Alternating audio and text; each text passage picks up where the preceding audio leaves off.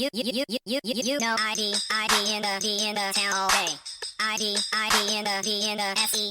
You know ID in the town all day.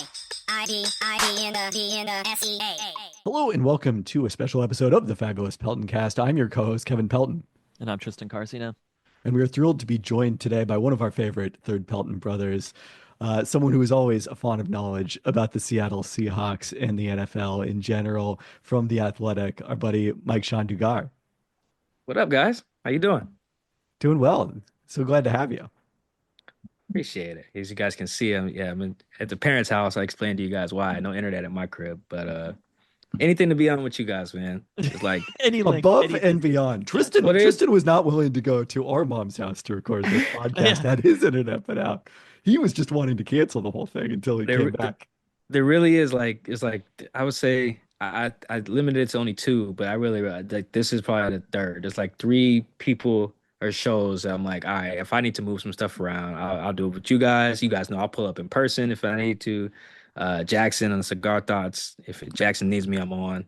And then my guys out in London, Adam and Stu on the Pedestrian Pod. And then you guys hit me. If I got something going, I'll probably move it or whatever I can to try to, hop on. So anytime. Well, TBD's still on live podcast coming up here, but Tristan, take the note. You're either competing or you're not. Yeah, I get it. We should do a live podcast though. It was fun. It's been a long time too. It was when the Seahawks right before we drafted JSN, right? Yeah, Devin Witherspoon, yes. And Devin Witherspoon. Yeah. You yachted over a pretty good part there. A fun draft I've been thinking about in this playoffs because they could have. I think I had a one mock where they took Jalen Carter and Nolan Smith. I think in the same mock, which is what the Eagles ended up doing in that draft with their 2 first-round picks. And it's a fun kind of what if. Would you rather have JSN and Spoon right now or Jalen Carter and Nolan Smith? It's an interesting little what if. I don't think it was the wrong answer for what it's I'm worth, fine. But... I am so fine. There was like a little bit of in our podcast Discord chatter about Jalen Carter, and I'm like, the combo of Spoon and Byron Murphy the next year, I'm good with that as a combo right now. Jalen Carter's fine, but Jalen Carter is good. He's good. Very good. He's very good. But so is Devin Witherspoon. So I think, both teams are happy with how that draft turned out, I would say. Yeah, no, it was definitely good and then Nolan Smith was kind of quiet his first year like JSN was. And then he popped this year. He's popping now. He's on fire. And Jackson had 1,100 yards or something. So yeah, it's an interesting team building kind of preference thing because DBs are valuable, receivers are valuable, edge rushers are valuable, 3 techniques are valuable. It's like all 4 of these guys could make a Pro Bowl at some point on the rookie deals, and Spoon's already made 2. So yeah, Jalen's already all pro. So yeah, it was interesting draft. And Pro Bowler over Leonard Williams this year. But well, that's right. Yeah. So the Jalen thing is interesting though. You get into some what ifs because then you're like, do they still trade for Leonard? Probably not. Because even if you lose Chenna, because I think he got hurt, which is what necessitated the Leonard trade. Yeah. Well, you already have Jalen Carter, so that would have been. You probably don't need Leonard, but then it's like, well, you have this all-pro defensive tackle already on a rookie deal. Leonard makes like $21 million a year, so kind of big, interesting what ifs there. And then Nolan is just a dog. Georgia and like actual good player. Yes. I was talking about that on Saturday after Kelsey Plum got her jersey retired because she loves barking. And it's like if she had gone to Oregon, would she be quacking all the time? It just does not work the same. If it's not a husky or a bulldog. She barks? That's weird. I could never get. She barked at Tom Brady, famously co-owner of the Aces, in addition to his role with the Raiders. Oh, he owns the Aces too. Oh wow. Yeah. Good for him. Yeah, that's weird. I wouldn't bark at anyone. I just what? Why did she bark at Tom Brady? Because she was excited. She was fired up during the game. She was excited he was there. Oh, it was like a positive bark? Yeah, no, it's not a negative. Yeah, and she was encouraging the fans to woof during the halftime ceremony and afterwards. So yeah, fair enough. But that is not Mike-Shawn here. Yeah, we're too much woof talk. It's not gonna happen. That's fine. I can respect all good players. I remember people thinking that when I was like the Seahawks be bugging if they took Penix. It was like the, anti-Husky hate. I was like, I like Mike Penix. cool. Seemed like a cool dude. Wears a do-rag everywhere he goes. I wear a do-rag for most of the when I do anything. Costco hot dogs. Black quarterback, which is always cool. I did my own like little quick wiki search, I think before the 2022 Apple Cup. And I think when him and Cam Ward went against each other, that was the first time there were two black Yep. quarterbacks starting in the Apple Cup. I think we've only had three, so it wasn't that hard to look up. Just needed to look in the 80s. It was. We only had 3. Yeah, I mean, it was Yeah, basically. we had two in like the 80s, and that was it. So I was like, all I gotta do is look in the 80s, box score of the Apple Cups, Google the pictures, and then figure it out. So yeah, so like that's cool. It's a cool piece of history, you know. For Mike to be a part of that, Cam Ward, too. So yeah, I have some Husky hate, but it's really just on the Apple Cup. Like the other 364 days of the year, I really don't care what's going on over there, positively or negatively. It's like it's whatever. Good for you guys. Feel Although the I same do way. hate Jimmy Lake. That's the only one. I hate Jimmy Lake quite a bit. So Wait, is there a backstory there? no, he just tormented us and then bragged Oh, about it right, quite right. a Yeah, bit. of course. Yeah. Yeah. Yeah. Yeah. I don't know. I I've would- never met him. It's I funny think 'cause- karma kind of came back for Jimmy Lake. So you might have won that one in the end. Oh yeah. I knew he was never gonna work as like a. He's like he gave me very clearly like Rex Ryan vibes as like a coach. I was like, if someone puts you in charge, they're screwed. Like you are not an in charge guy. You are like the cool uncle type. You know, show up at Thanksgiving smoking weed, bottle of Hennessy. Like we're not putting you in charge of the macaroni because then the macaroni won't get here, won't be ready. You know, he's not. He was never that guy, but he just tormented us. So yeah, he's the only like active like okay, no, I have a bias. I don't like the dude. Like Husky yeah. fans might agree with you now, long term. Yes, now that was the only thing we can all agree on now. Like yeah, Yeah. Jimmy Lake. We It's don't so like him. funny. We've almost forgotten like the amazing Jimmy Lake memories because things went so south when he was head coach. Yeah. And I think he just got fired by the Falcons. I was like, Jimmy Lake defense. That's what you get, Raheem Morris. I wouldn't have trusted him. The question is, does Ryan Grubb also fall into that category? See, that was the thing last year with Grubb. There's a lot of people who thought me and my co-host Chris Kidd, the Seahawks Man to Man podcast, we weren't a big fan of it, of the hire. Probably me more so than Chris. And that kind of came off probably as like anti-Husky sentiment, And I was just like, nah, man, like I watched the Huskies. You can't play ball like that in the NFL. You can't. You can't, especially not in this NFL. We're in this too high safety world. You can't just bomb your, Roma Dunze and Polk and everybody not just gonna run free. This ain't the Pac-12, So and that's it sounded like hate. It was, and it really sounded like hate in the face of like a very pro Husky like media contingent in Seattle. I was like, oh, it's Grubb. He'll be great coming off the Natty. Meanwhile, I'm over here, sound like a bitter Coug fan. Like, I don't know, guys. That seemed like a pretty gimmicky offense to me. And it's just like, oh, okay, we'll see. And then, boy, that aged well. That offense was bad. It was bad. It looked like the Huskies' offense without the O-line. Looked like they were trying to do all the same stuff, but like minus Fontenot and all the other like good linemen they had. Actually felt bad for Grubb. I would have never hired him for that job. Too inexperienced. Well, we'll come back to the offensive coordinator search later on the pod, but I think we wanted to start with something that maybe relates to the offense. And that's, you're reporting that internally at VMAC at the Seahawks facility that this season would be regarded as a disappointment, even though they won 10 games, dramatically exceeded their over-under total, won more games than last season. That was met with some surprise, I think it's fair to say, by everybody on social media. So I really kind of want to unpack that and start with, I guess, like, what do you think that means? Because it makes sense to me that, the expectations would be high within the building, but do you think that disappointment was a factor in the Ryan Grubb decision? Like, was there a feeling if something needs to change, or was it just a kind of general, we could have done more sentiment? I kind of view the Grubb decision just purely as a Mike McDonald thing. Like, this ain't it. Like what you want to do, Ryan, and what I want to do. We are clearly not on the same page. And you could feel it, during late in the season where Mike McDonald's like, yeah, we probably should run it more. And I think one day he got asked about like play action. He was like, yeah, our play action game's kind of good. We probably should do more of it, honestly. And it's just like, you just don't say those things when you plan on retaining the guy in charge of running the ball more and doing play action more often.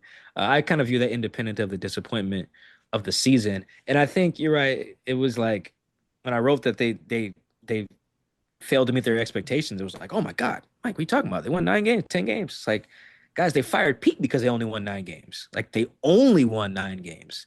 Like you look at the other coaches that got fired when Pete got fired, they were all coaches picking in like the top 10. It was Belichick and where the Falcons were picking, and the Raiders fired their coach, and or no, yeah, the Raiders fired their coach at the interim. Like all these teams, Chargers fired their coach. Like all these teams that fired their coaches, Panthers too, I think. Like all of them were rebuild. Commanders, like all these teams were really bad, winning 2 games, 3 games, 4 games. Like it made sense. They fired Pete not just because he was a bad coach. Pete's never going to be a bad coach. Like it's too natural to him. It was like, dude, you only won 9 games again. Get out. Basically, that was a sentiment. You only won 9 games again. Get out. So yeah, you hire the new guy and you get like a bonus 10th win. Yeah, no one in that building's happy about that. They expected to make the playoffs. They expected to win a division. They expected to make a run. Now it's not just, oh, we didn't win the Super Bowl, we're disappointed. No, everybody's not that silly, like it's disappointing when you don't get there, but like every team's expectations are different. Like the Lions right now, they won like what 15 games or something like that. They're pissed. They failed. They failed. They expected to make the Super Bowl and win it, obviously, but like not even getting to the championship game is failure for the Lions. Doesn't mean they did good things. Of course it does. But ultimately they had a goal. The standard was there. They spent a lot of money. They hit on the draft picks. They stuck through the times where they sucked. They did all the things to eventually like hit this trajectory. They got home field, which is great. And they laid an egg. And they did not even get to the championship game. They didn't make the Super Bowl. So that for the Lions, I'm sure, without doing any reporting over there, I'm sure it's a failure for them. Doesn't mean that like they are failures internally, like we're failures of people. No, you just set a goal and meet it. Simple.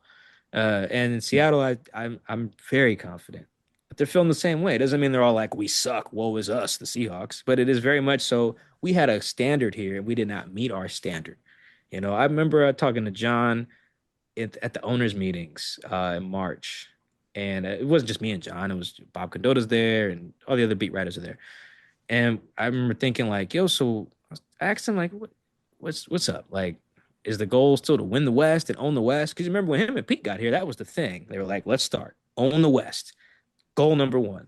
And John was like, yeah, I mean, he kind of looked at me like, he looked at me the same way Mike McDonald looked at like Brock and Salk when they asked if Gino was going to be the quarterback. It was like, duh. Of course. Like John was like, yeah. He stuttered, which is why I didn't like release the audio because it's kind of funky. But it's like John was basically like, "Yeah, man, what do you think we're tanking or something? No, we're trying to win. Like our boss wants us to win. Look how they handle the cap. They like started adding void years and stuff like that and restructuring folks. Like trying to win, and they didn't win. Came close, Doesn't mean they're all like in there like sad, like they got to fire everybody. But it's definitely like there's a sense of urgency in the building. John tells us every chance he gets. Which is why, Kevin, I was so shocked by people who were like, they knew they had a first-year coach, blah, blah, blah. I'm like, are you guys listening to John? John tells us every chance he can get that he grew up as a Packers fan, wanting and wishing that every year the Packers did whatever they could to be in contention for the Super Bowl. That's what he wanted as a kid, that he wanted as a high school guy. And when he was an intern there, it's what, like, the type of energy that he was around. Like, every year we're trying to compete. So I don't think that Fire and Pete was like, all right, now let's take a step back so we can take a step forward. No, the goal was to immediately take a step forward. Should that have been the goal? Heavens no. But it was the goal. That's the thing. It was the goal to try to win. Try to win. At least make the playoffs. 7 teams get in. What is that? Like almost 50% of the damn NFC makes the playoffs. It's like, you should at least do that. And they didn't. So I think next year, same standard. If they don't win a division, I'm sure some heads will roll because that's the expectation in that building.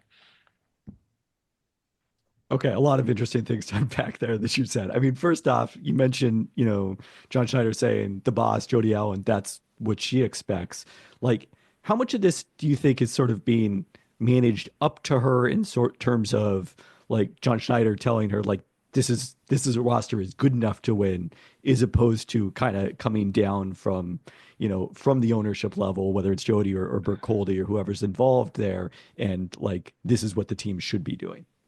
That's a good question. I'm not sure. I would imagine that John, like I said, with that Packers like kind of anecdote with him, a lot of him is like thinking, yo, we're good enough to compete. And it makes sense because you go look in some of their games, some of the Niners games notwithstanding in the last like few years, they are a very competitive team. Like Pete had a really run there, but they never got their boots smoked. Like you could almost always every year they didn't get to where they got to every year they didn't get to where they wanted. You could point back to some things that were just like very simple, like oh Blair Walsh missed a kick, or he missed multiple kicks, as the case in 2017, or oh we Earl broke his leg, which happened in 2016, or in 2017 Cam broke his neck. Sherm popped his Achilles. Like it was just, Cliff broke his neck. Like it was all this stuff. Like you can always go back, a game here, shoot at the end of the 2018 or 2023 season. Pete could be like, yeah, if Jason Myers makes a kick in LA and we don't just goof up the end of the Dallas game. I think they had one more game they gave up at the end. Yeah. Like you could go back every year and like show how close you were. Whereas the other teams can't do that. Like the Jets, they can't just go Yes. back and like, yeah, well, if we just won a game or two here, we're close. Yeah. No, so like Jacob John Hollister sees gets them as one extra close. yard, something like that. Yeah, yeah, like there's just ways that Seahawks can convince themselves that they're close. So I would imagine just from talking to John, hearing him, and she was on the radio like in the last two off seasons, probably like 20 times, talking about like expectations and his background and what kind of team they want to build. Like, I'm not even like operating on a ton of inside information here. If you just only go off what John's saying publicly and take it at face value, which I tend to do because he's not good at lying. Yeah, they view themselves as a championship caliber organization. I think the only time that they were kind of like, I don't know, let's see how this goes, is when they traded Russ. Yeah. Because that was like, okay. Like you think about at the time of the Russ trade, they had no starting tackles, which was, no starting tackles. At the time of the Russ trade, their only quarterback was Drew Lock. They didn't sign Geno till I want to say April, like a week before the draft is when they actually signed Geno that offseason. So you go like a month with only Drew Lock, no O line really. You don't have Ken Walker, who ended up being obviously a huge bright spot. Your corner situation was kind of weird, which is how Reek and Kobe end up starting. So like there was a lot of questions. I think that was also Clint's first year as the DC. So that year I could see they maybe being like, oh, okay, we just let's go out here and just not embarrass ourselves. But every year, pretty much other than that, yeah, I think that comes from John. I think that comes from Pete. And I think, yeah, as extension probably comes from Jody. Um, and I think the way that their like cap situation set up too has probably a lot to do with that. They're spending like a contender.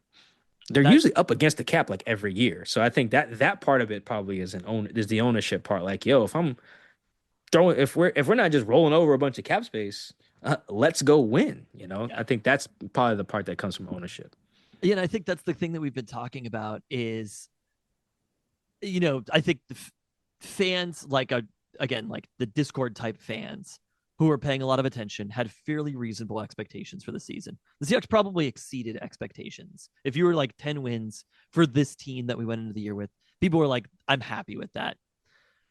My argument is basically this team isn't constructed like a rebuilding team. Yes, they're good young players, Correct. but there's an expensive older quarterback. There's an expensive older receiver at this point. There are expensive older defenders.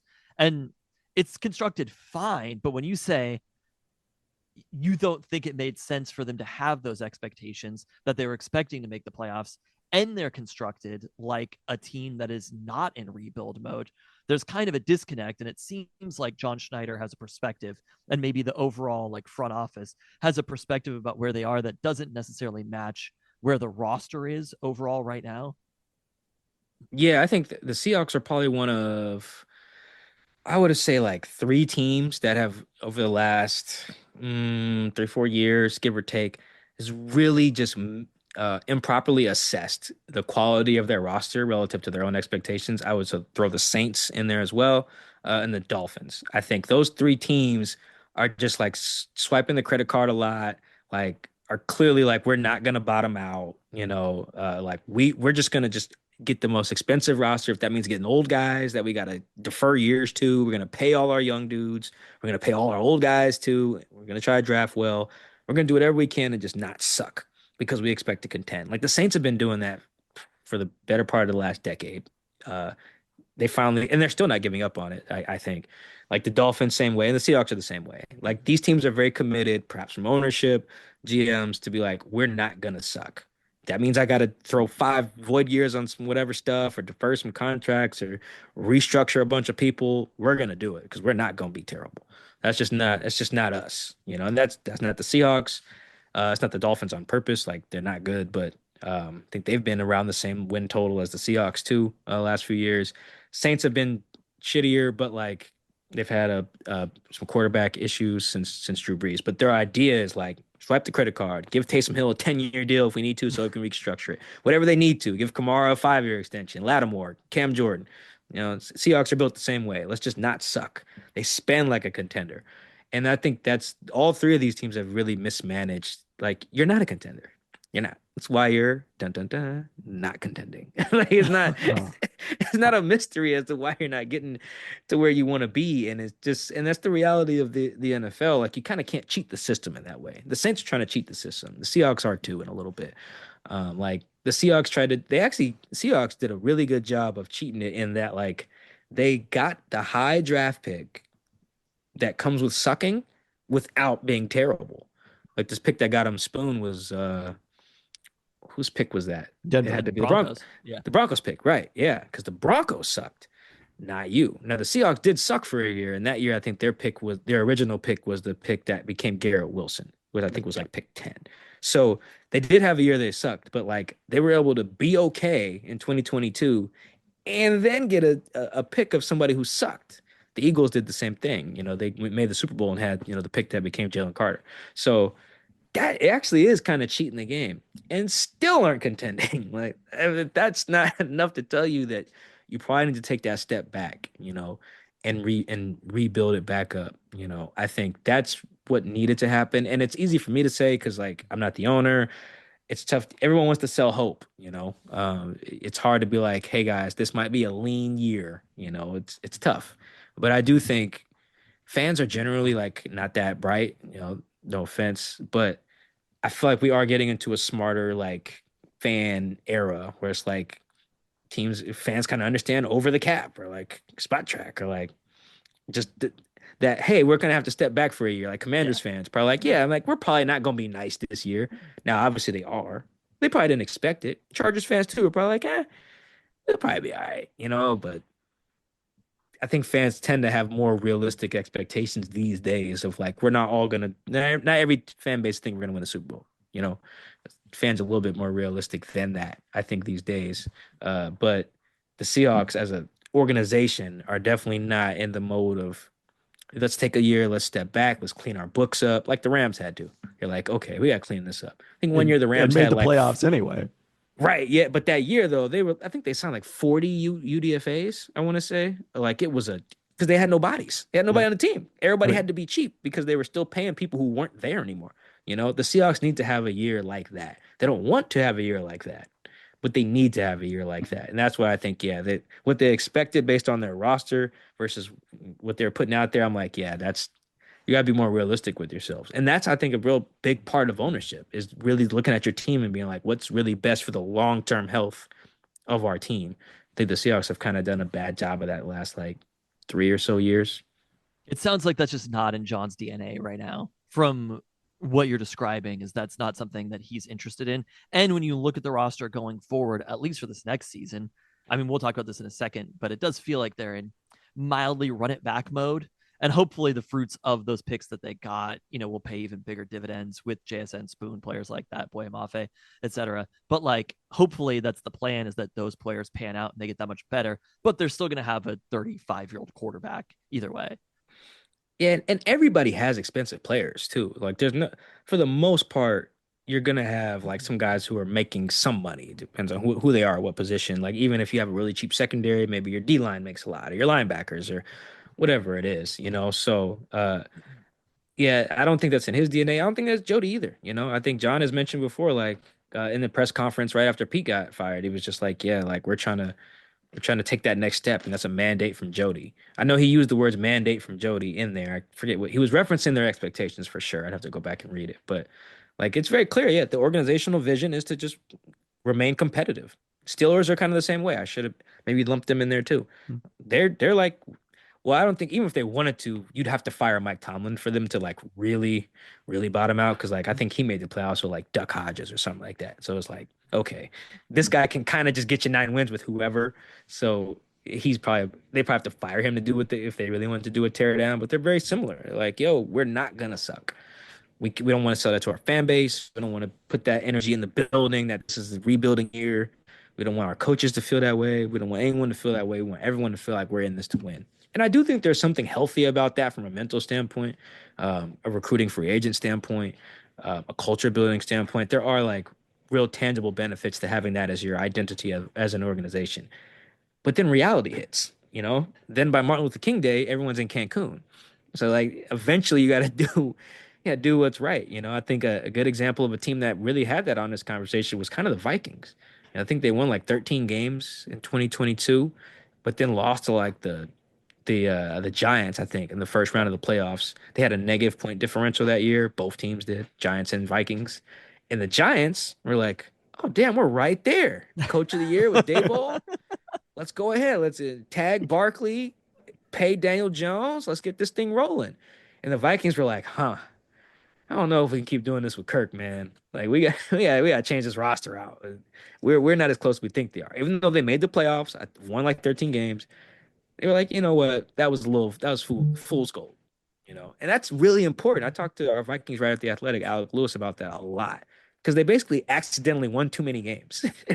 Really, they really did. Because that can really fool you as an organization. And the Vikings did not get fooled. They're like, yeah, we got to take a step back. Whereas the Giants were like, let's go. We're here. Coach of the year, quarterback is here. Did we fix Daniel Jones? No, you idiots. No, you didn't. And now look where they're at. They had to bottom out, you know. So, yeah, I think the Seahawks really just need a year like that. It's not in their DNA. And I think eventually they might just – I think the downfall of that is like what you're seeing from the Saints. Now, what could happen to the Dolphins if some more injury goes the wrong way is that you're just going to bottom out on accident. And it'll be better for the long-term health of your franchise, but that could really – then people start getting fired. You know, or you get to the point financially like the Rams where it just becomes untenable and you're kind of forced into that situation, I think is the other scenario. But to go back to, you know, the surprise, the reaction from fans about the idea that this season was a disappointment, I think a lot of it was because of the fact that it felt like he was saying that hiring Mike Macdonald was a disappointment. Yeah. And I don't think, you know, that was a fair thing to say, certainly. And I don't think that's also what you were saying, but like, look, we're evaluating from the outside and we have certain perspectives, but you're in it every day. What did you see from Mike Macdonald in his first year? How did he grow into the job? And how is it different from having Pete Carroll, who had all the experience in the world, to a first-time head coach? Yeah, I think I should have framed my first article itself on that they had expectations in year one and then failed them. I still stand by that. That's 100% right. But definitely should have framed it more as like Mike was really put in an unfair position, because he was put in the position. Like you think how crazy it is to be like, hey, Mike Macdonald, you're 37. You're about to be a dad for the first time. You're about to be a head coach for the first time. I need you to take over this organization and win more games than Pete Carroll, like today. No. If you are going to ask him that, you better give him a kick-ass roster, like a top to bottom, like the Eagles roster. Give him that. Give him the Ravens roster. Don't give him this roster and expect that. That was really unfair to Mike. So I probably, like, if I had changed the headline, because I think the headline was the issue for a lot of people, because the contents were, I think, all fair and aged well. But it's like, if I'd have just said the Seahawks failed Mike Macdonald in year one, it probably would have been like a consensus. Oh yeah, you know, because I think that's probably a better way to frame it. Because I do think like he just wasn't set up to succeed. Because I think he did a lot of good. He did as much as I thought he could possibly do, given the cards he was dealt. He fixed the defense. I expected him to. Defensive guy, job number one. He got some hires right on his staff and some wrong. Makes sense. He's never hired a staff. You know, to get all of that right up the rip is just ridiculous. He was never going to hire. Everyone he hired this last year was never going to make it through year one. Like, even if Grubb's the only guy that doesn't make it, that's still there was zero chance that everyone made it. I He mean, was not it's going to worth get everyone remembering right. Pete Carroll changed offensive coordinators after his first year in Seattle, in addition to many Yeah. other times. But like he got his guy who was there through the, Darrell Bevell came in and was there through the Super Bowl run after being the second guy because it was Jeremy Bates his first year. Yeah, and even if you're not firing like a coordinator, you're probably changing like, okay, hey, maybe this D-line coach ain't it, or just quality control guy. No staff is just the same year to year. You're not just gonna hire everybody off rip right away. And Pete had to do it despite having already been a head coach twice. He told Jeremy Bates hit the road. So I think uh, that I expected what Mike ultimately ended up doing. He honestly might have even exceeded my expectations. I had a feeling getting the OC hire would be tough because of when he was hired. I think he was the last coach hired in the cycle, either him or DQ. I think they were hired the same week. So that's just tough because by then it's like, who are you calling? You're only 37. You only worked for the Harbaughs. There ain't but so many coaches you can poach, Yeah. that you can pick up the phone and really have some history with them, And I think in general, you look around the league, this is pretty consistent. When you're a young guy who has your side of the ball, finding your counterpart on the other side of the ball is typically a struggle. Not just for Mike, but it's just like Mike McDaniel, for example. I don't know how old Mike McDaniel is in Miami, but if he loses Anthony Weaver this year to a job, he'll be on his fourth DC in 4 years. Like Anthony Weaver was already his third. He kept, I think, what was the first? I forget the first guy's name, but then he brought in Fangio, Yep. let Fangio go, and then not like Weaver's his third. Like it's hard. Shanahan's been through a bunch of DCs either because he let guys go or they got hired elsewhere. Shanahan or McVay, I think, is on like his third or fourth DC for multiple different reasons. It's just hard. It's whatever side of the ball you come from, finding the other guy is tough, particularly if you're a young dude without a big Rolodex. So I saw Mike McDonald make the most of what he had. I thought John gave him a bad roster. Like, what do you mean I need a center in August? Like, what? I should not be needing a starting center in August. There's just And they shouldn't be no shot. retiring in November. Right. Yeah. Well, that part I don't know whose control that was in I after know. Inklings, but that was crazy as well. But I don't know if I want to fault that on the process. But the process of needing Connor to start in August, it wasn't even a battle. It was like you're signed, you're starting. I was like, what, bro? I didn't even know Gino. No coach should be given that. He gave him two linebackers. I was very skeptical of those signings in real time.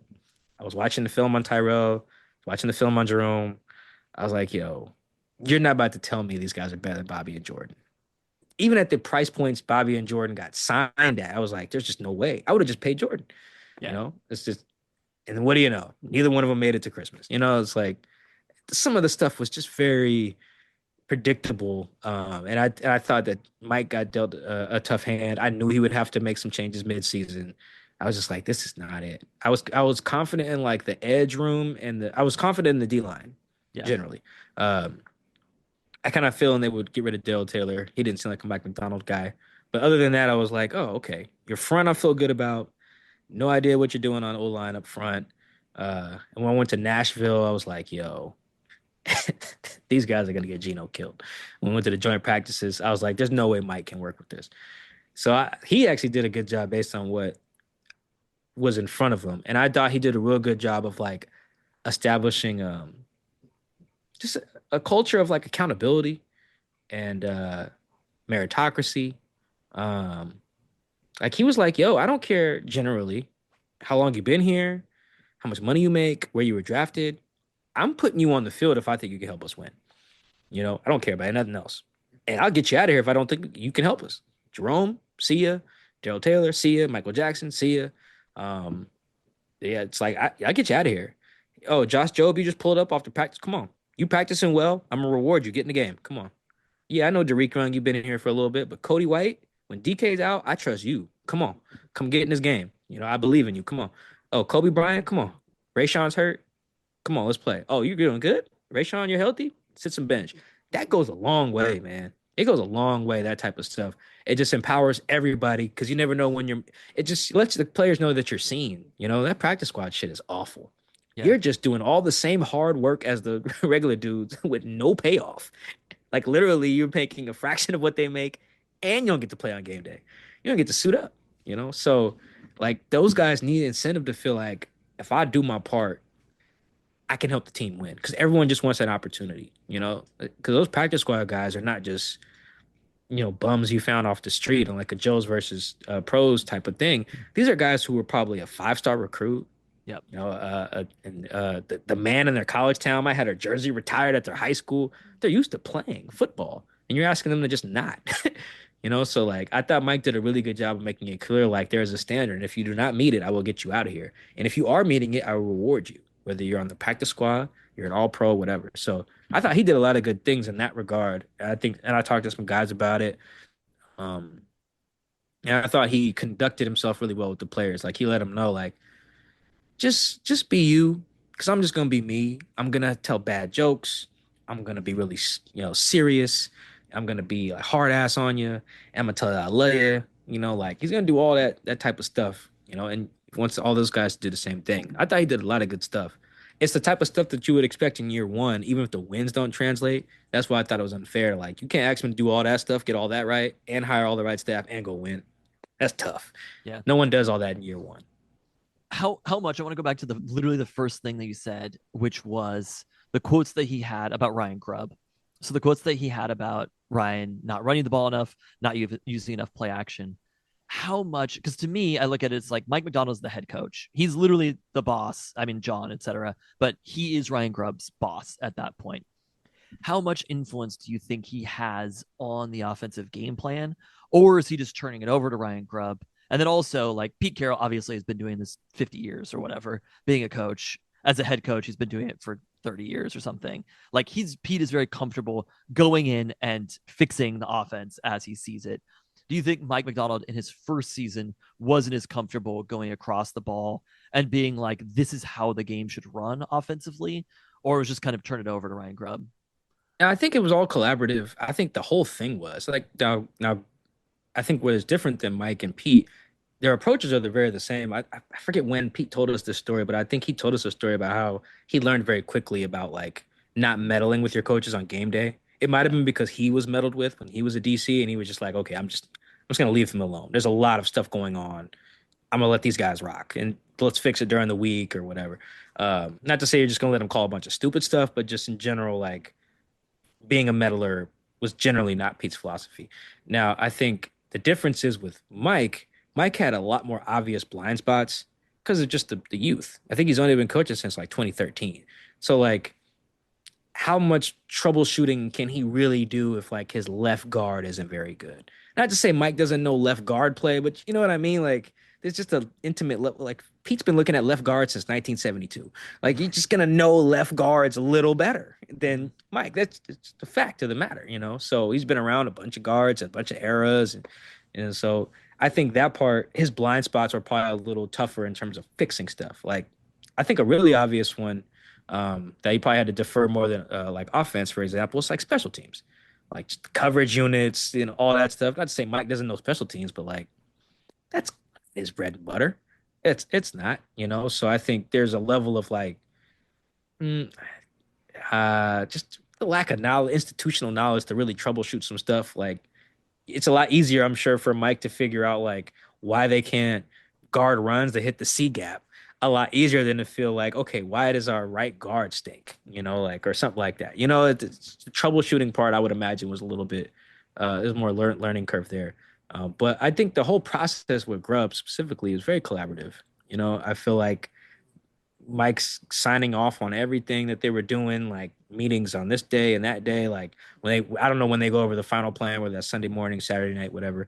But I'm sure, I feel very confident that Mike was like, all right, this looks good, Ryan. Let's roll. Yeah. But there's still a level of autonomy that comes with that, particularly if you're committed to like leaving your guy alone, you know? And when I say leaving a guy alone, like from my understanding, a lot of head coaches are not like, you can kind of see this on Hard Knocks and NFL films too. They're not like, hey man, run this play, you know, to your OC. It's more like, all right, let's eat some clock here, guys. You know, like tell your OC, all right, man, let's control the ball a little bit. Defense gas, blah blah.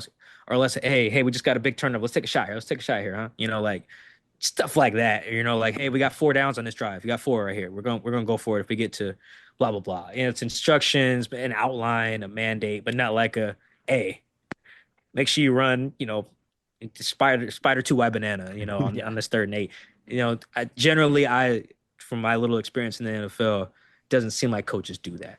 And I feel like that's what people want Mike to do, like just to go over there, snatch the play sheet and be like, hey, right here, halfback dive, Ken Walker, go. Yeah. And that's just not how the NFL works. You really want to, because you want to feel like you hire those guys because they do know what they're doing. Yeah. And Mike's a very big proponent of that, and that makes sense.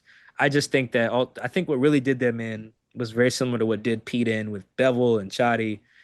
It was just like, yeah, man, that all sounds great until we run the ball on 1st and 10 and get nothing. Mm-hmm. You know what I'm going to do now? I'm going to throw it.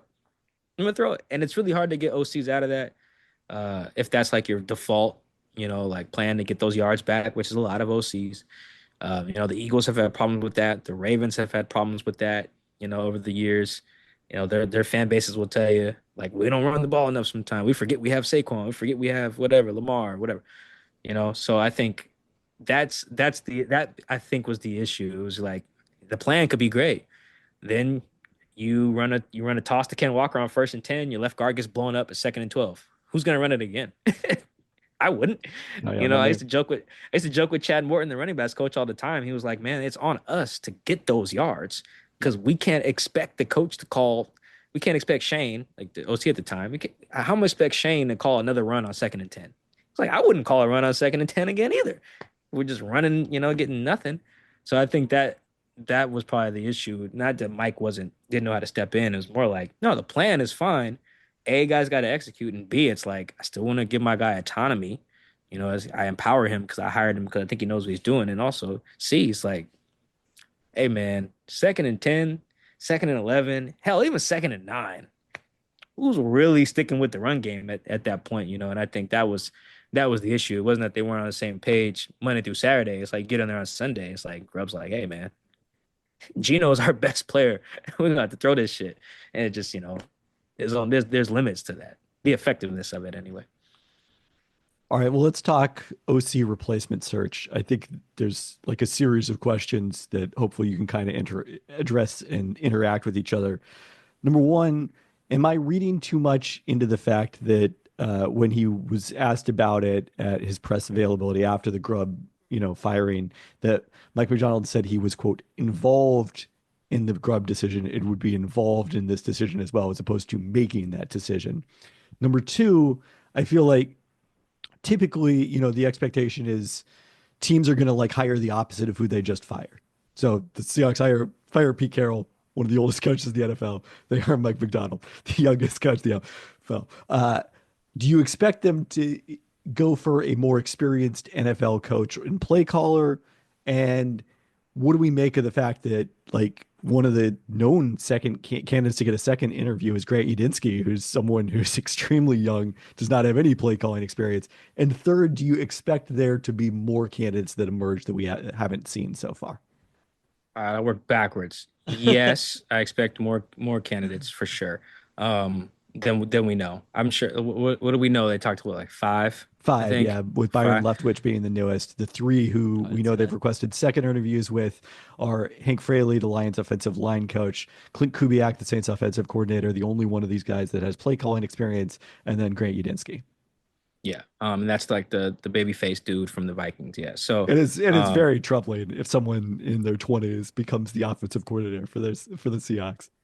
Yeah, man. Yeah, dude's what, 28, not a shred of facial hair on him. I was like, oh man, that's tough. I mean, I'm not like super, scruffy, but damn. Yeah, I'm sure they've talked to more candidates. Mike's a very big, like, I think one of his sayings is like a good idea can come from anywhere, so like a good OC can come from anywhere in theory, which I kind of always laugh at with like coaches because like they don't hire women. It's just like you're literally anywhere. You're literally cutting off half of the population. If you really feel like a good idea, like if you really want an edge, go interview women. Like because then you're the only one working with that pool. Like you can get the best one. It's hard to find like the best OC candidate if you're only just working from the same pool as everyone else, right? But yeah, I do expect more candidates. I'd be surprised if they went with another person who has never called plays. Not to say they won't. I haven't had any reporting on it, but I would be surprised because I do think that was a very obvious blind spot of Ryan Grubb's that was like like, duh, he's getting out coached in some of these games. He's never done this, so I'd be surprised by that. What was the first one? Like Let Mike me work McDonald's backwards. level of involvement in this coach Oh in the yeah, OC search. he hated that question. That's the first time I really see him not like a question. Huh. So, because the question kind of implied that like John made him hire Grubb. That was the implication. I forget the direct wording Mhm. of it. Yeah, see, that's the thing is we don't see the questions, and I was very Yeah, curious, like the the question context was of the. like, oh man, I wish I pulled it up, but it was like, and you guys can find it later, but it was like, do you plan on being more involved in the hire this time around? And Mike took that like, what you mean? I hire everybody. I'm the coach. It was just this implication that he was forced to hire Grubb. It was he. I'm not even like critiquing the question, but Mike definitely did not like that. Like he was like, I was involved the first time and be involved again. Like very matter of factly, like, who are you to question that I like? Why are you even implying that I wasn't? He did not like that question. You could just tell by his face and everything. He was like, "What are you talking about? You see me at Dino's?" Like, Yeah. it's like I hired Grub, you know. So yeah, I think it was his call, and I really do think Mike tried to bless his heart. He really tried to make it a meritocracy. He was like, I'm not gonna hire a bunch of people like that just because I know them, or just because somebody I know knows them. I'm gonna get who I think is the best person for the job. Like Mike did, like the PBS Kids version of hiring an NFL staff. Like he would teach it, like, hey guys, don't judge anyone, don't have no biases, just interview the best people, go hire them. Great, sounds great. Until you don't get the best people, because there is something to familiarity in the NFL. I don't think there's a value in that. I think it's helping the Commanders right now, actually. That DQ did know some of these guys, players and coaches. So, same thing with Harbaugh. I think it's no surprise that those two first year coaches from this cycle had so much success. They hired guys they knew already, and they had done it before. Yeah. But yeah, I just think that Mike, he rejected the premise of that question so much that, yeah, if you don't have the question, it looks like that's what was weird. Why he say he's gonna be involved again?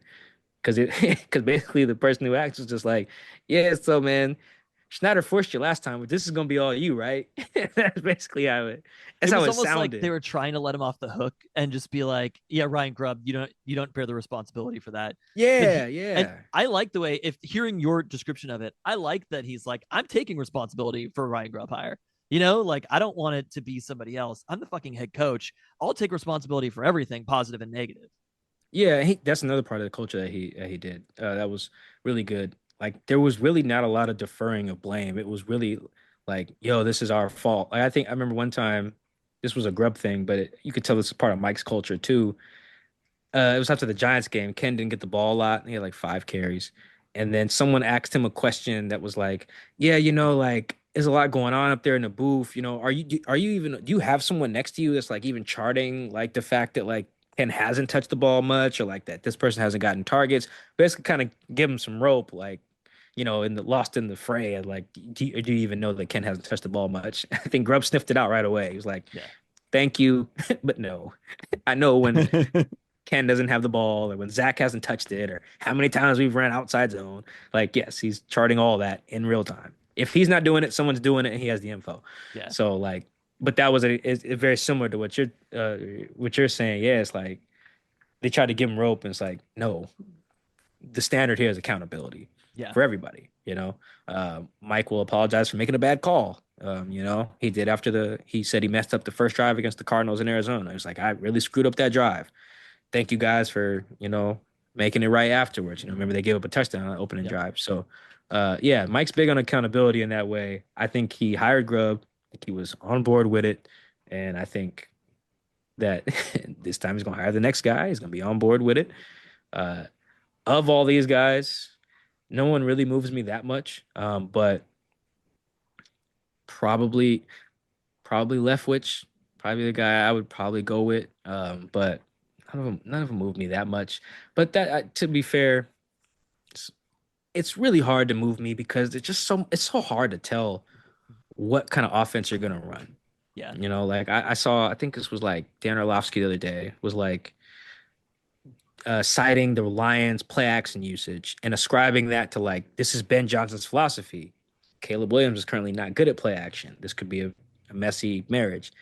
And I'm just like, how do you know that Ben was doing that because that's what he believes, or that's because what he believed was best for Jared Goff? You know, because now we've seen two coaches run a play action heavy offense for Goff. Maybe that's just a Goff thing. Maybe he'll get to Caleb and be like, "Oh, you stink at play action. Your footwork's bad. Shotgun it is, buddy." You know, like just because someone did a thing somewhere else, it's hard to parse. Like, okay, what? That's because that's what he believes, or that's because what he believed was best for that situation. You know, because if I'm Grubb, the first thing I'm asking, like a Kubiak, who ran a, like an outside zone under center scheme in New Orleans, I'm like, okay, what's your plan for our roster? Yeah.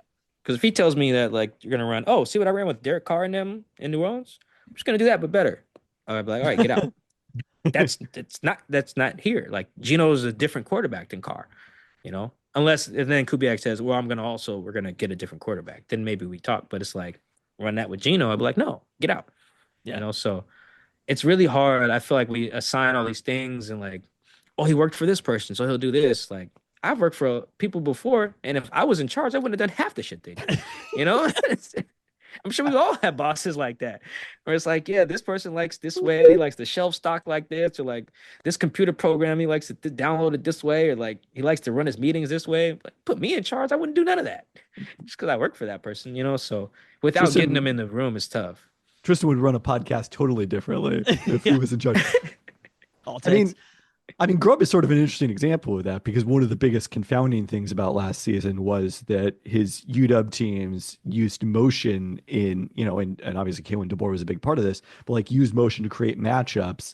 That was a key part of their success. And then we saw relatively very little of that with the Seahawks. That was a little confusing. But to move us forward, I mean, I think the two big issues for the Seahawks this offseason are how to handle the futures of Geno Smith and DK Metcalf. I don't think, you know, you talked about the four options with Geno Smith. It doesn't seem like there's a realistic world where they cut either of those guys. Plausibly, they trade them. Plausibly, they extend them.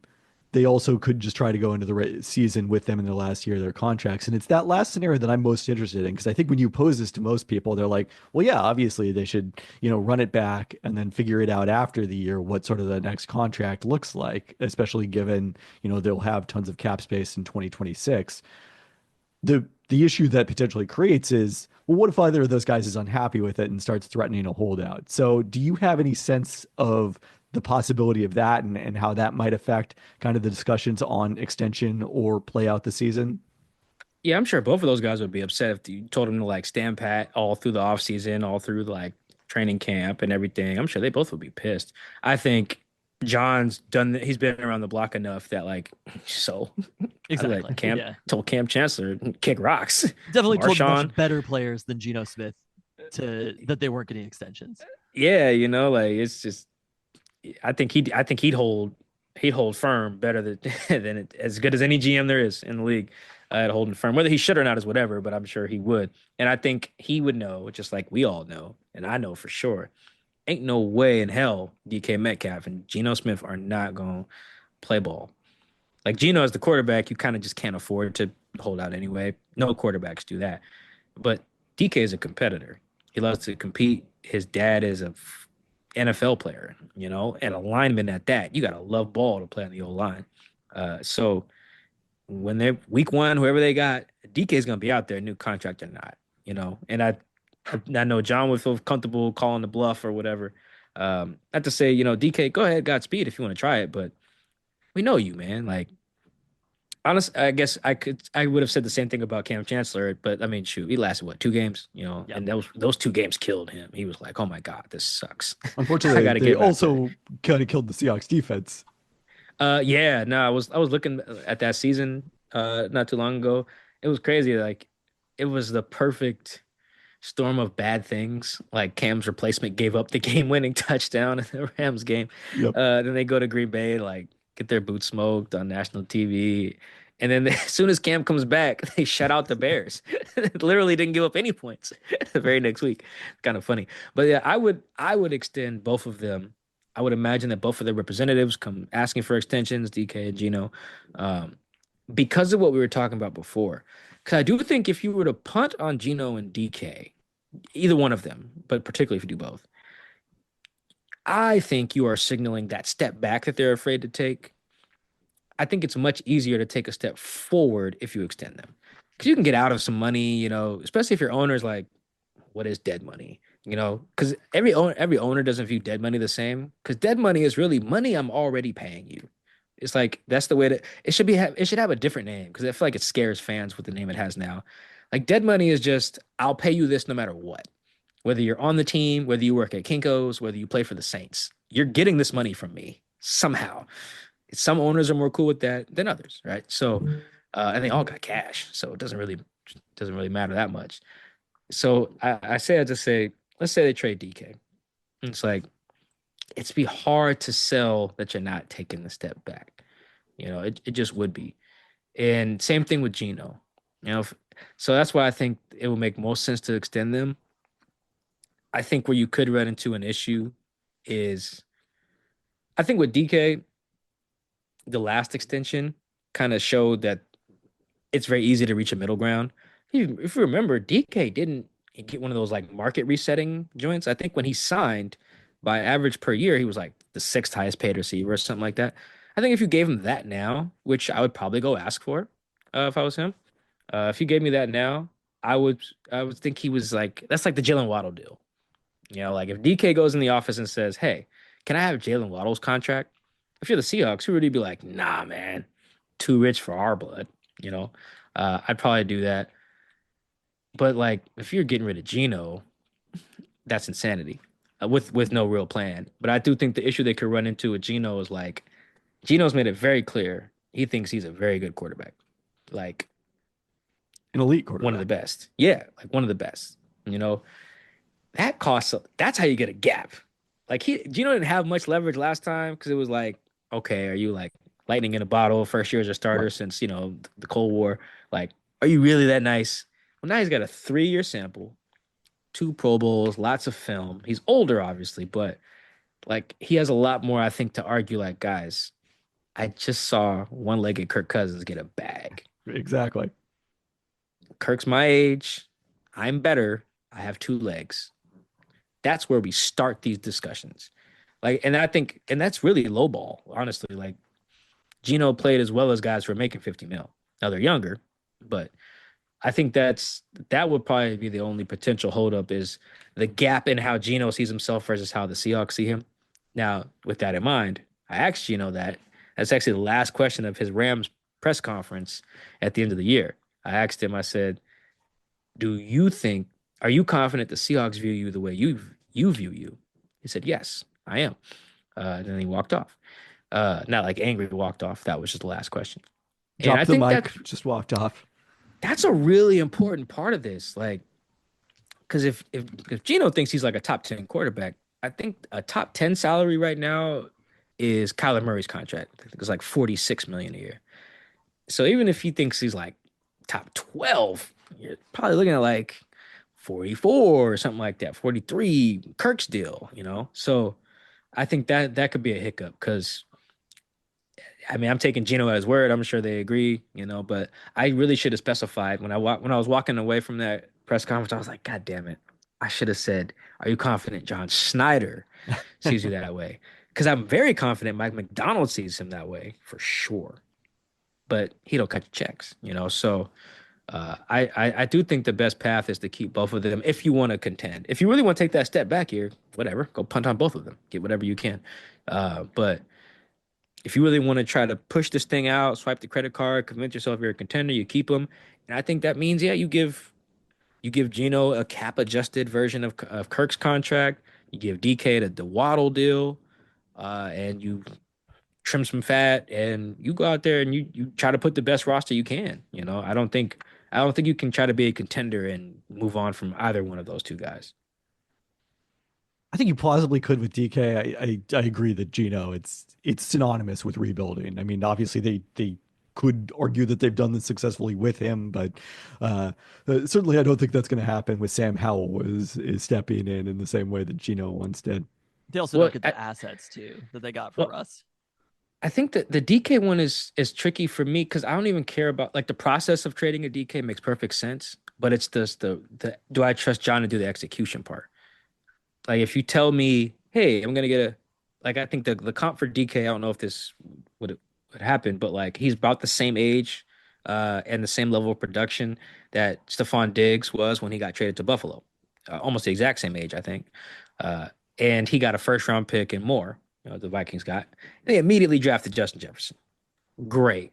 That sounds great. There have been a plenty of other receiver trades to show us it don't work like that. It don't. You go ask the Titans if it works like that. Go ask the Packers if it works like that. They still need a number one receiver. They don't. They're out here making their fans are out here making T. Higgins photoshops because they're hoping they go pay him. It's not working for them. Buffalo even traded Diggs and was like, damn, we could use another guy, huh? Let's go get Amari Cooper. Like even the Chiefs keep trading for receivers, not first round picks, but go trade for Kadarius Toney, go trade for D Hop, trade up for Xavier Worthy. Like it's not just as simple as okay, let's just the college game is producing all of this ready to go guys, so we can trade our expensive dude and go draft another ready to go guy.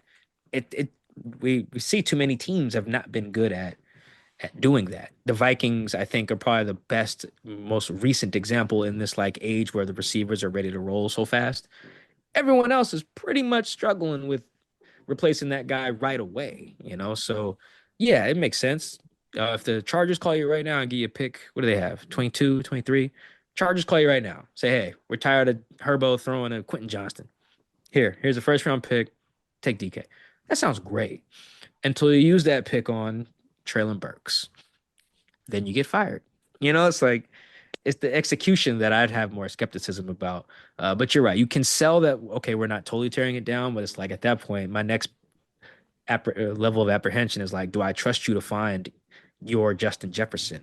Because if you're not trying to compete, if you are trying to compete, I do need you to find that.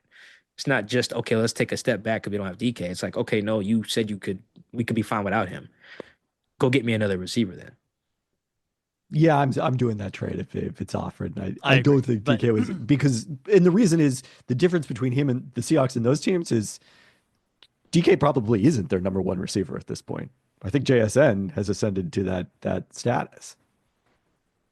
Yeah, that's a good question. I'm not sure. It's an interesting one because DK dictates coverage like a number one, yeah, which Yeah. is like, yeah, it gets kind of sometimes the other guy can outproduce if you don't use the number one, right? Like if you let them dictate the coverage too much. So, yeah, I don't think the Chargers would offer that. But let's say that's basically the Diggs trade. I think Justin Jefferson was pick what 21 or something. It's almost exactly the same. I don't know why the comp would be different. Maybe teams just don't want to do that no more. But like even if the Patriots were like, we'll give you our first second round pick, which is probably what pick 34 or something like that. Cool. Are we trusting John to go reallocate that to go get you the right guy? I don't know. Can I get Jalen Polk Oh I don't know if we man. want in, Jalen in Polk. the second round pick? To be clear, The uh, Okay. Yeah, there we go. the receiver room's pretty thin if a trade like that happens, um, and especially with Tyler obviously getting older. But what do you think? I hope you didn't talk about this while I was off. What do you think the chances are that the Seahawks go out and draft a quarterback? Maybe not a replacement for Geno Smith the second necessarily, but a second round pick, a third round pick, somebody that they can develop, or do they view Sam Howell as that guy? I think yes and yes. They do view Sam as that. Sam's pretty young. I think he's younger than Jaden Daniels, younger than Michael Penix, probably younger than Bo Nix. All these guys were in college forever, so it makes Yeah. sense. Bo was there for Bo probably has so many degrees. He was in college so long. It's crazy. Jaden Daniels too. He's in college forever. He threw to like Brandon Ayuk. It's like, bro, what? I mean, Penix was also 6 years. Yeah. Yes, yeah, that's crazy. Anyway, yeah, they do view Sam as that guy, which makes sense. He's young, he's cheap, you know. But I think every year John's gonna draft a guy and he proves me wrong every year. I don't know what it's gonna take. There's so because at this point we kind of know what John likes. He basically likes a halfway athletic, strong arm guy who's a little reckless. Basically, like if there was like an evolution chart of from Brett Favre, kind of we have like the caveman to the monkey to the man type of thing. If we had one of those, whatever the so Favre is at the far end, like the primate, and like whatever like evolves to that. I guess the end of it would be Josh Allen. Josh Allen, yeah. Yeah, but whatever's in the middle there is like what John really loves. Like, man, look at that guy. That got a live arm, tough as nails. Like he says the same things when he describes like his dude. Like he just loves that. And there's been that in the draft, not even at the top. It's just been guys. Like I was very surprised he did not draft Spencer Rattler. I was like, dude, how do you his arm's live as hell, a little erratic, but like he's got a cannon. Um, Tough dude. I was just like, how is that not your guy? You know, didn't take him. There's been a few guys over the years like that. Howell's not one of them, but like, there's just been some other dudes in the draft where I'm like, damn, John, you didn't roll with that, huh? Like, this is you. This is your MO of like guys that you like, tough, whatever, strong arm. Because John don't really care about interceptions like that. Grew up around Favre. Maybe that's what it is. Like, Gino led the league in interceptions before, I think, or just had a shit ton of them. Sam led the league in interceptions. He's like, yeah, I don't care. I think Drew Lock led the league in interceptions in 2019 or 2020. So like, he just don't care. Because if you're just kind of halfway mobile, strong arm, white dude or black dude, don't care. You're just like, come on over. So I think every year he's gonna take a guy because there's that type of profile damn near every year, other than like the 2022 draft had nothing, other than Purdy. So yeah, I expect him to take one. But then again, I expect him to do that literally every year. Has he drafted? He's drafted. I guess he's taken some 7th-round quarterbacks. He's drafted taken 2 quarterbacks ever. two with the quarterbacks Seahawks. ever. Just David Green and Russ. Now, Not Russ David. and Alex Magoo. Right. Oh, the 7th Magoo. round. Yeah. Okay. From Florida International, Wow. I think, or Florida Atlantic or something. Still kind of like him. Yeah, right now Alex Magoo is just a really obscure trivia answer for now, as the only other quarterback the Seahawks have drafted. But there's been guys like that in these later rounds. That, even Levis was kind of like that too. It's like strong arm kid, tough as hell, and just kind of a crash dummy. Perfect John quarterback. Didn't take him. So yeah, I think he's gonna take one. But I think I think that literally every year. Geno Smith did not lead the league in interceptions at any point with the Jets. Let's see where he actually damn. finished. But he never finished higher than actually this season was his highest finish with third. I guess he just didn't throw enough passes during his Jets days to do that. But you know what? That's what it was. He had more interceptions than touchdowns coming into his first year as a starter. That's what it was. He had thrown a lot of them. He had like, forget what it was, but coming into 2022, he had thrown more interceptions than picks or interceptions than touchdowns. That's what it was. He did not lead the league. You're right. 21 interceptions as a rookie, 12 touchdowns. But both Drew Lock, and Sam Howell did in fact lead the league in interceptions. Yeah. And John don't care, man. Come on, you can sling it. Come on down. Pete did care, as it turned out. But yes, Pete was a very big protect the ball guy. Yeah. I was going to ask a question about that because the Seahawks turnover rate did go up from 2023, but then I looked at it and it actually was higher in 2022. So I don't know that we can attribute that to Pete Carroll not being around telling guys not to protect the ball.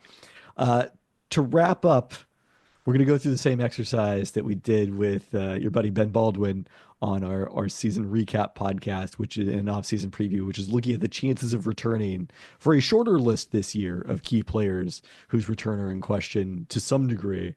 We'll start after we've had this entire conversation with Geno Smith. What am I putting a number on it? Like 1 to 10 or 1 to 100%? 1 to 100. Yeah. Oh, that's right. Yeah, 1 to 100. Oh, this is real high. I would say like just returning, being on the team. Yep. Oh, like 99. I feel very confident about that. I'd be very surprised if he was gone. Someone we've not talked about during the podcast, Tyler Lockett, who would surely will not be on the team at the same salary, but potentially at a different one like last year. Yeah, this one hurts, man. I love Tyler, man. Like he's just a really good dude. But this is a real low. I'll say like 10%. The number is just a no-go. It's like 30 million or something like that. Right. But also just John has just shown just very little regard for sentiment in these instances. Mm-hmm. It's like Sherm played like 100 games in a row, gets hurt one time. He's like, see ya. KJ, who else did he let walk? Earl. Bobby twice. Yeah, Bobby twice. Like you can be a good dude, he just do not care if the money don't. Bobby, he ain't even, to my knowledge, I know Bobby said this at least once. They didn't even offer him like one of them like cuts or something like that, or like, hey, let's bring you back. It was just like, nah, man, just go. No renegotiation. Just go.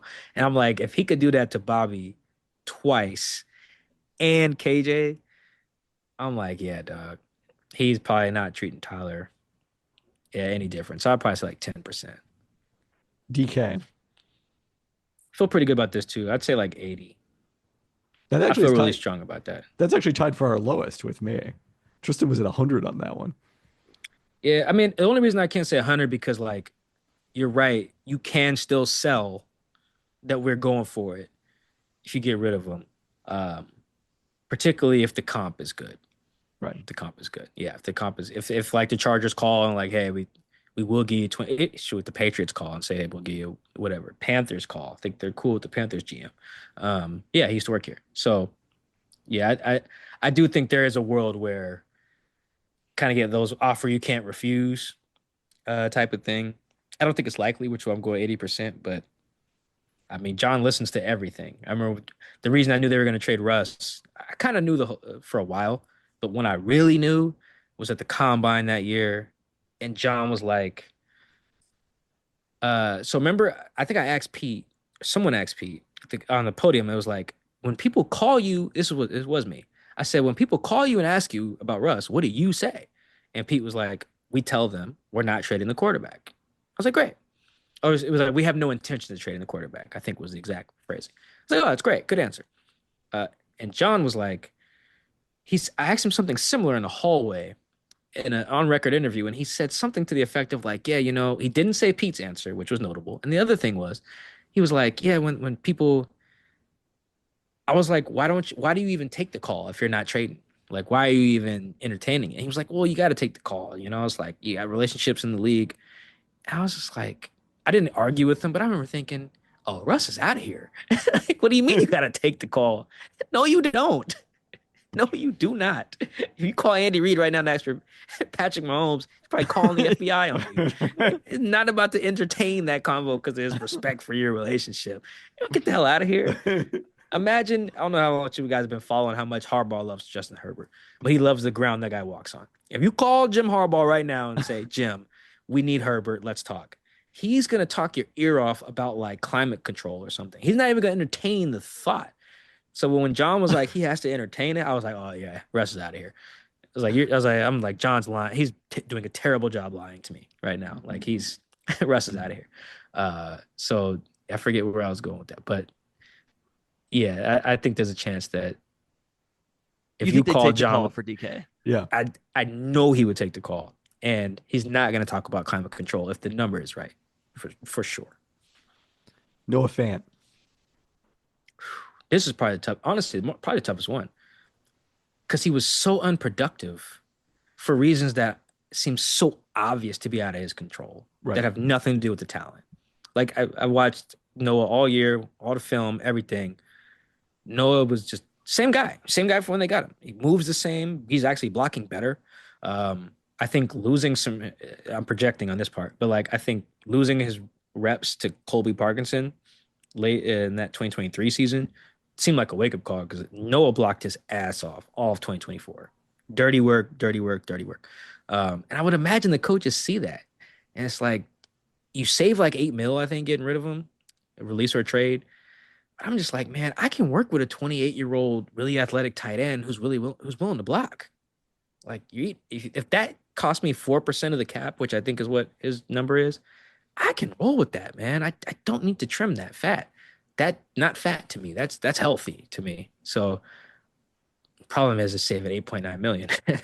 I will say about 65%. I think that when they watch the film and they look at the tight end landscape and what he can do for an offense, if your OC is like competent, that you can roll with that number. Maybe that just means tacking some void years on to bring the number down. But I just think Noah just has value. Like Noah's like, yeah, he's like 27, 28. Like I'm keeping that guy. That's 2 in a row we've landed on precisely the same number. Yeah, he's Really? 27. Jaron Reed. Oh, this one's tough too. This one's tough. Jay Reed's a culture setter. He really is. He holds guys accountable. He's one of those, if you're around, if you're around him, you feel why he matters. He also just had a good year statistically, but the reason why this is tough is because I just did a rookie review article and I rewatched a bunch of like snaps of Byron Murphy, and I was like, it was interesting that when Mike McDonald was assessing uh Byron, he was like, yeah, well, when he's taking a three technique snap, well, Leonard's not on the field. So, like he kind of created the either or like conundrum was Right. about Leonard and Byron. And I was watching a lot of their plays. I was like, okay, the issue I feel like is Jaron. I was like, if you want Byron to have a bigger role, that it means either moving on from Jay Reed or just telling him to swap, telling Jay Reed like, Right. okay, now you're Jonathan Hankins now, Well, what Jaron. what JSN and Tyler Lockett sort of did this season. Yes, yes. Which you can probably do. You know, Jaron's probably wise enough and loves Seattle enough, and he says he wants to retire here. He's probably mature enough to do that. Like, okay, my role now, I'm a top of Ruben. You know, like I'm switching. You know, so I actually think because Jay Reed is probably mature enough to do the Tyler thing, I probably put that like 80. I feel good about that. What you probably just do is you let Jonathan Hankins go and you tell Jay Reed, okay, you're Hank now. You're the OG, you're the vet. Murph's the guy. We still need your leadership, still need you to ball, but Murph's the guy. Because I really just don't think there's a way to get the most out of Byron Murphy with while having him be like defensive tackle 3 behind Leonard and Jay Reed. Like that's just I don't even think that's just good like football to do that. Like Byron's a stud. So, but I do think I think he'll be back. Yeah, that's the highest of all of us. Uchenna Nwosu. Yeah, I feel good about. I feel like 90. I feel good about Chenna. I just think you got to bring his number down. But also, I feel like I think what's helping my perspective with that is like Chenna doesn't have like Jamal had a really bad knee injury. Like you see the brace that he was wearing at one time. It was like, bro, did they take your leg off? Like that thing was crazy. Alex Smith type of leg trauma. Shanna Torres Pack came back. Pack's fine. I forget what he did the other time. Quad, thigh, contusion, whatever. Rehab did he's fine. Like if he was dealing with like a back issue or like a chronic knee thing, then I could see them be like, okay, dude, you gotta bounce. You're not probably going you're gonna take too long to get back to being the guy we paid. But I think he just had a bunch of unfortunate, just like regular football injuries, for lack of a better Right. phrase. You know what I mean? So he's an obvious one that I'd restructure that today if I could throw. I'm a big void years guy these days. I'm just like, we're talking about billionaires here. Who cares if you're paying Chinna Nwosu until 2030? You know, uh, who gives a you want to win now? So yeah, I feel really good about Chenna being back, just not at that number. I also think that Chenna's their best outside linebacker too. So uh, you probably should keep that guy. Yeah, I think it'd only realistically be if they went that direction in the first round, that sort of thing. Lastly, Ernest Jones the fourth. 99. I feel really good about that. I think that when the guy is a good fit, John is pretty good about keeping the dudes he trades for. I think the guys that he's let walk, it made all the sense in the world. Like Sheldon Richardson. Guys just didn't like Sheldon. Like players. There were some players, not all, but some. Enough that it mattered. So then when it was time to pay Sheldon, they were like, no, we're not doing that. Because they gave up a second round pick for Sheldon. Like that was And Jermaine Curse. yeah, a second and Jermaine. It was a really panicky move in reaction to Malik McDowell. Like I get it, but it was very panicky. Um, and I call it panicky because it was just like I underestimated. That was my first year on the beat. I didn't realize how much players value the reputations of other players. Like players will legitimately go to tell GMs or coaches like, we don't rock with this guy. Yep. Like if they'd have ran the Jimmy Graham trade by the Seahawks players, they'd have been like, hell no. Keep Max. He's soft. He's not one of us. Like they would have said all that. They said it anyway. But like Sheldon would have been one of those guys. There were just cats who just didn't rock with him. Whereas Ernest and Dwayne Brown, Carlos Dunlap, Quandre, like those guys fit. So he made it a point to bring those guys. Like those guys were very well liked, particularly Dwayne and Quandre. Very, very, very, very well liked. But then like Clowney was like kind of whatever, so let him walk. So Ernest is like I don't even know. I think everyone likes Ernest as a guy, like players, but there is a reverence for the way he plays. I don't know if it's just because they didn't like how Tyrell was playing or how Jerome was playing or something, but you can just feel it when they talk about these guys. It's almost like when a parent tries to lie and say they don't got a favorite kid, but then you ask them about like the youngest one, and they're just like unintentionally lighting up, and you're like, yep, okay, Billy's your favorite. I can see it in your eyes, like just watching like Julian Love talk about Ernest and run fits. You're just like, oh, you love this guy, like you love him, and yeah, it's very similar to how they talked about Quandre, how they talked about Dwayne Brown. John's done a good job of not letting the guys who are good fits like that stay once he trades for them. All right, well there we go. That was our list. So I I feel like I've learned a lot in this discussion, certainly, and it's always great to have your perspective that's coming from inside the locker room and talking to a variety of people around the organization on all these things that we're only observing from the outside. Oh yeah, I appreciate. I'm happy to share, man. I really do feel like, uh, honestly, I feel a lot of the messaging though is really public. I mean, some of the player stuff obviously everyone doesn't get privy to, but like John does a good job. I really feel like he does a bad job at a lot of things, but I feel like one thing he does a really good job of is making clear what the vision is for the team. Like that seems to never. That's why I was so surprised. People were like, "Oh, Mike, we had a great year." I'm like, "You're citing Vegas win totals. John don't give a damn. Jody don't care about what Vegas said 7.5, and you won 9. Jody don't care. John don't care. They don't do that stuff in the building. They have a standard, and John does a really good job of reinforcing that every year, making it clear like we're trying to win. We're here to win. Like I said, 2022 may be the only year I'd be like, I hope we win. I don't know. We'll see. Because Gino played exponentially better than they thought. So Yeah. it just kind of caught them by surprise. Charles and Abe both popped in the same year. Like how likely was all that happening? But yeah, I think I do feel like I have a lot of institutional knowledge too, but mostly just like a lot of it's just it's really getting to know the players, talking to a lot of assistants. But yeah, organizationally too, like I feel like they've all done a good job, whether they talk to them formally or just in passing or at the games. I make it very clear, like, yo, they're trying to win, man. They're trying to win. Like they don't feel like they need to take a step back. They feel like they can compete with anyone. And for a while there, I could see they could convince themselves, but I feel like this last year, going 3-6 at the crib, and what some of them losses look like. I hope that was the wake up call to be like, hey, we're a lot further away than we think.